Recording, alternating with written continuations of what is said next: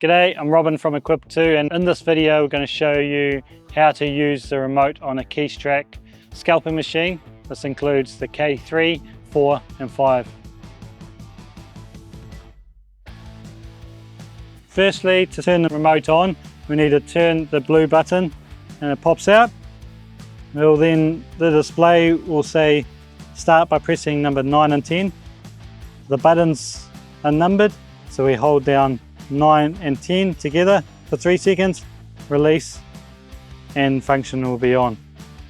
So with our remote we have all our buttons which are numbered. Our top buttons are for our tracking. We have our APR, which is our feeder, MCL, our end conveyor, right side conveyor, auto start, plus and minus. Each button has a double press, so first click and second click. So we can change our speeds by pressing and holding our function down on a second click. It will then display our function speed, and press the minus to slow it down or plus to speed it up. You can do the same on APR, MCL and RSL. Holding down for 3 seconds the auto button will auto start the functions.